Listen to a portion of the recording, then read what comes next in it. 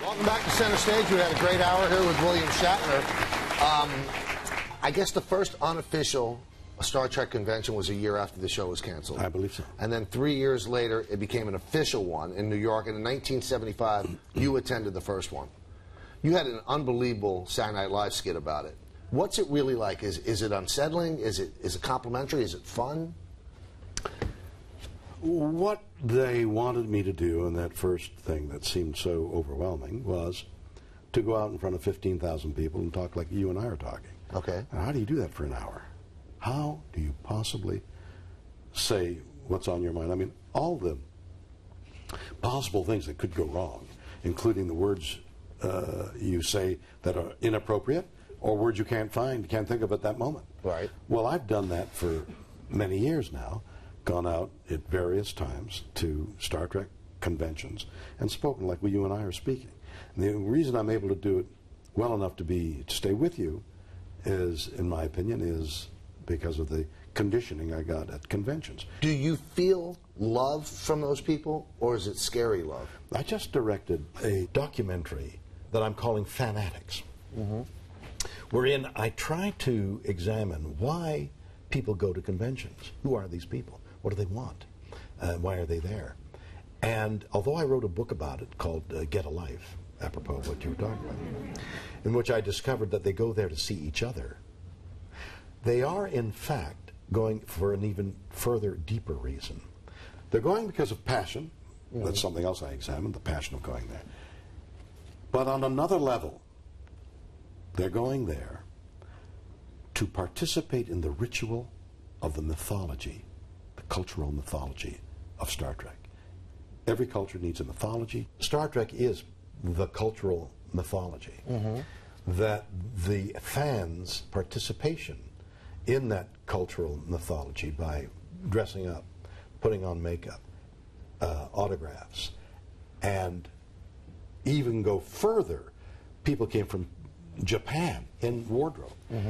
Couples got married in their costumes. That this indulgence in the mythology and the hero worship of the captains is part of a cultural myth. And do you feel love? You feel loved, and you feel part of this mythology. It's a very interesting other level that the Star Trek phenomenon is put on. Tell me of the Hollywood Charity Horse Show, and why is this so important to you? Many years ago, almost 30, I started a charity. I made it a horse show because of my passion for horses. I called it the Hollywood Charity Horse Show. It benefits children in need. Right. And so every penny that we get from the Hollywood, there's no money taken off for administration and all, goes to the kids. Of late, my wife has broadened her horizons because many of the charities in Hollywood Charity Horse Show are riding therapeutic charities, a couple in particular. Hippotherapy, that's called, can apply to our veterans coming back, as emotionally disturbed children benefit from hippotherapy. So our emotionally bruised soldiers, both physically and emotionally, can benefit from hippotherapy. So she is pushing us to broaden the horizons, to welcome veterans and their families, because the kids are hurt in their way as much as the men and women coming back. Right. Hollywood Charity Horse Show is broadening its horizons to take in veterans for this hippotherapy. Great stuff. Yeah.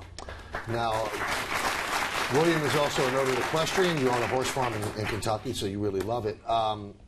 You know, when I told people I was going to interview today, it seems like everybody smiles. That people don't have negative energy about William Shatner. They like you. I mean, you're liked for everything you've done. And what you've done, it almost seems prolific. It is prolific. I mean, you've covered every spectrum of the business. Is your career above and beyond anything that you could have imagined? Are you happy with what your career has been? You know, I've noticed that of late. Maybe it's been there for a long while, and I'm too apprehensive to take it in. But I've seen the affection. That's a smile. You bring a smile. They say Shatner, and they smile. Right. And it's to say heartwarming doesn't even approach. It's so grand that it's overwhelming me, that I sort of have to push back against it. It's so warm and affectionate. Yeah, I'm so gratified that people will take their time and participate in this, for example, your audience or people watching the things I do. It's an extraordinary feeling, and I think about it a lot and appreciate it. Very cool to meet you and talk with you. Thank you so much. That's William Shatner. I'm Michael Kay, and this is Center Stage. So long, everybody.